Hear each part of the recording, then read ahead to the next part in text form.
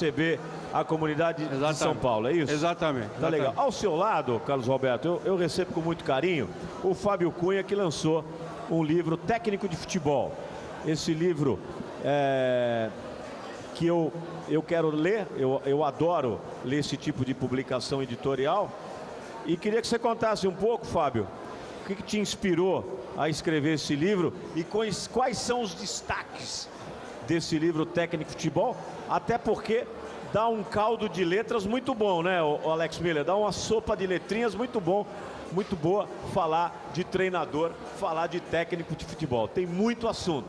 Inclusive tem muito técnico que deveria ler um livro desse para aprender algumas coisas ou se atualizar, né? Eu acho que, só para me anteceder a você, Fábio, eu acho que você tocou num ponto, depois eu quero debater aqui com todos, e saber do Fred e do Henrique, porque em todas as especialidades as pessoas fazem o tal estágio.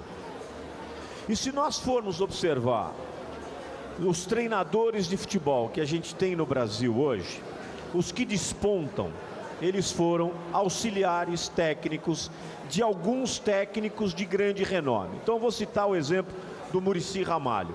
O Muricy foi auxiliar técnico do Tele Santana, ele foi auxiliar técnico do Carlos Alberto Parreira, ele foi auxiliar técnico de Rubens Minelli.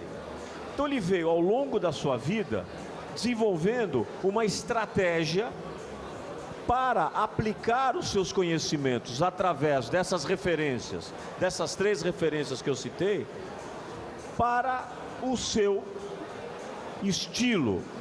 E sempre buscando se aprimorar. O jogador de futebol também começa no dente de leite, e aí vai para os juniores, e aí sobe para a categoria profissional. Então há todo um estágio. O treinador deveria fazer, eu acho que deveria, até o Mário Travalini tem um livro também, e ele defende o curso de técnico de futebol. Mas, Fábio, me conta um pouquinho do teu livro, quero saber o que você acha também da posição e da postura dos treinadores, você que acaba de escrever um livro sobre eles. Boa noite, é um prazer estar aqui, obrigado pelo convite. Como você falou, acho que tem tudo a ver, acho que qualquer profissão a gente já tem posso escrever um livro, então? Já pode começar a escrever o livro. Eu escrevi o livro até por defendendo a minha profissão, porque eu também sou treinador de futebol, e eu acho que a gente, como em qualquer profissão, o segredo é o conhecimento, a capacitação.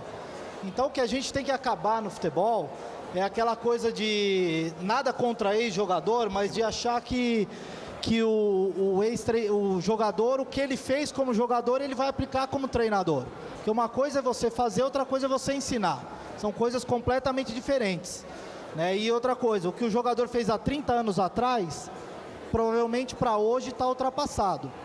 Então acho que o segredo é a gente trabalhar essa capacitação. Então o livro é uma espécie de roteiro para a profissão de treinador. Não é um livro de treinamento de futebol, mas sim um livro que fala sobre o perfil do treinador. Você dá noção de iniciação da carreira, é isso ou não? Isso, mais ou menos isso. Fala sobre o que uma pessoa precisa para ser treinador, quais características, quais o perfil, quais são os perfis de treinador, a diferença de um para outro. Eu defendo também, talvez, um curso de treinador de futebol, porque também é difícil um ex-atleta parar de jogar e ter que fazer 4 anos de uma faculdade. Então a gente teria que ter, talvez igual a Europa, a UEFA, que tem um treinador dividido, um curso dividido em módulos. Então ele vai fazer para a categoria de base, faz estágio, aprende, depois ele passa até chegar num profissional, um nível internacional. Então eu acho que o segredo é esse, a gente tem que evoluir nesse lado de capacitação e não achar que como nós temos o melhor futebol do mundo dentro das 4 linhas, achar que como treinador também a gente sabe tudo. Acho que a gente precisa ainda evoluir bastante nesse lado para treinamento esportivo. Ô Fábio, você cita algum técnico que atua no futebol, treinador de destaque, ou é um livro mais teórico que poderia ser aplicado inclusive para os grandes treinadores? Ou tem exemplos até para especificar um pouco mais os perfis de treinadores, como você falou? Você cita um pouco, utilizando a característica de um ou de outro ou não? Sim, eu coloco uma parte aqui de um capítulo que eu falo de alguns grandes treinadores da história do futebol brasileiro, não só os atuais, mas treinadores até do passado. E também eu coloco em alguns momentos do livro uma discussão sobre, para ser treinador, ex-atleta ou profissional de educação física. E citando exemplos dos dois lados, né, de treinadores de sucesso como Tele Santana, que nunca fizeram faculdade, e treinadores como Parreira, que nunca foram jogadores profissionais. Então, defendendo os dois lados, o que seria o ideal. E eu falo, defendo a capacitação, independente se é ex-jogador ou se é profissional. Você colocou o Fred Rincon no teu livro ou não?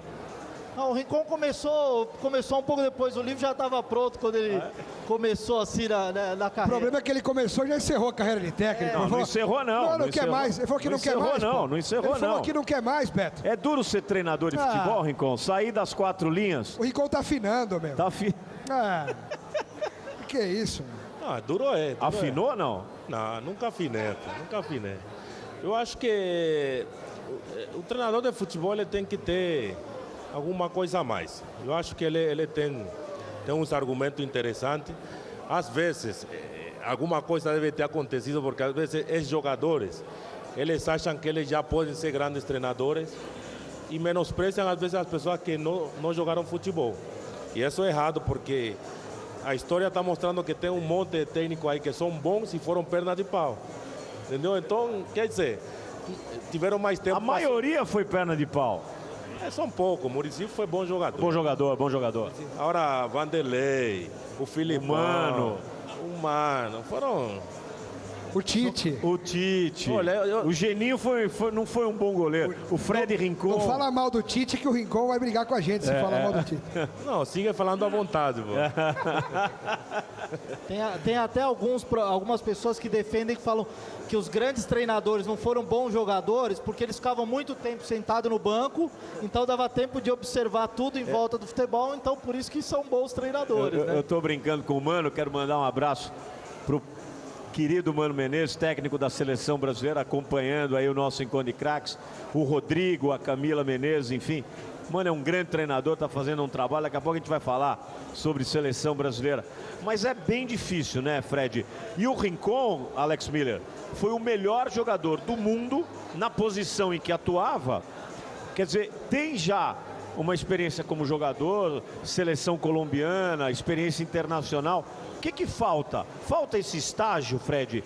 Ou seja, ou já dá um jogador do teu calibre para ir treinar? Porque aí você esbarra no dirigente, você já tem uma característica de personalidade bem mais forte. Esse que é o pior, porque aí esbarra em politicagem, em esquema feito no clube, coisas que ele tem que ceder, senão ele não pode fazer parte da panela, ou não tem isso?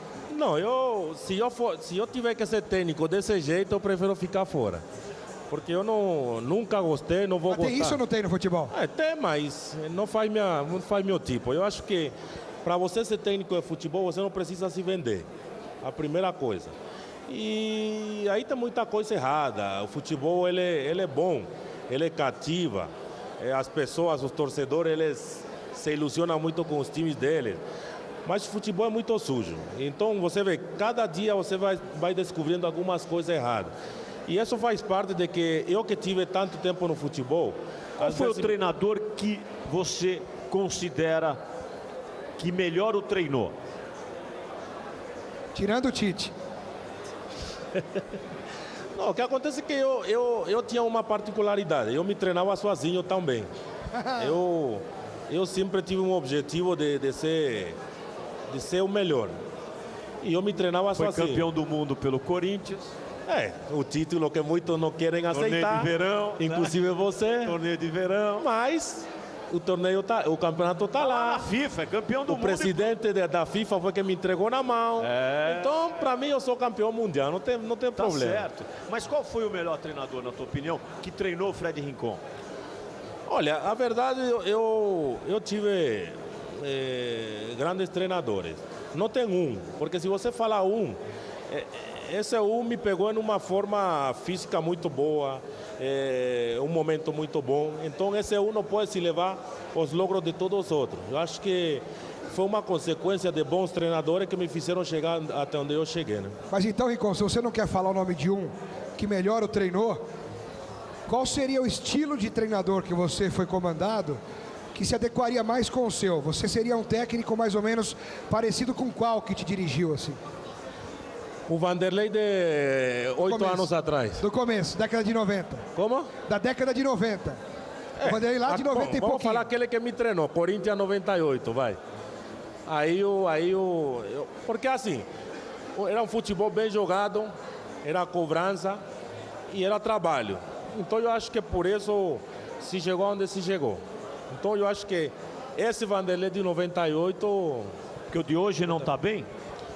Não é que não esteja bem, senão que o Vanderlei, ele hoje, e olha que eu sou amigo dele, mas também sou. Ele não tá trabalhando do jeito que ele trabalhava antes.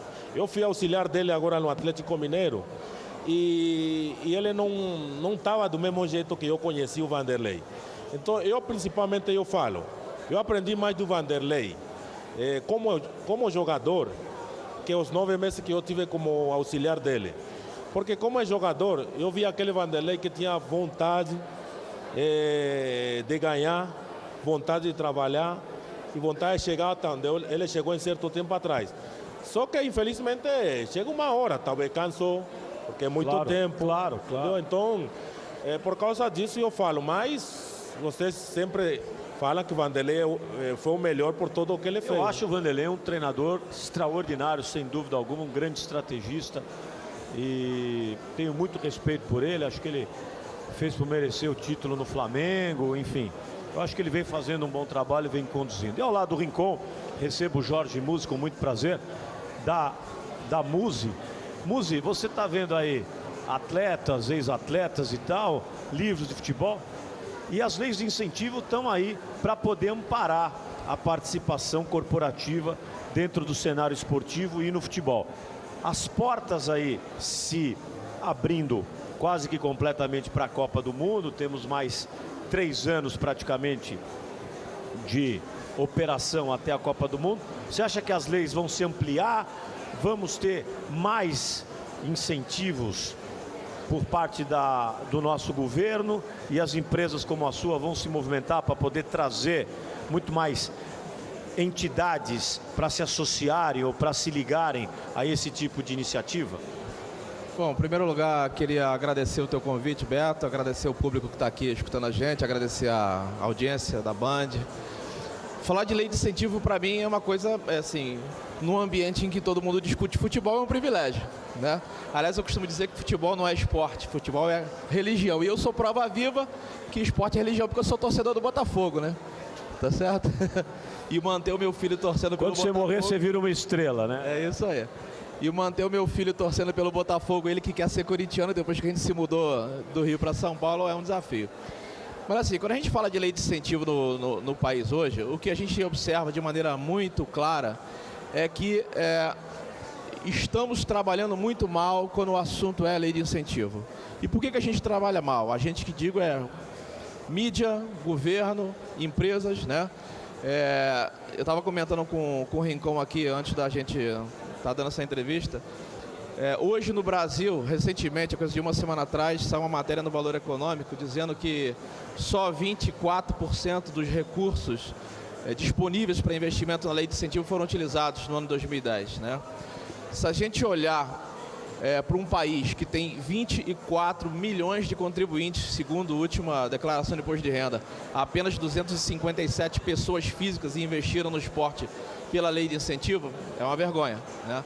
Eu estou falando o seguinte... O que falta? Me permita te interromper. O que é que falta? Falta conhecimento, falta o maior incentivo do poder público para fazer chegar a comunidade corporativa e comunidade física.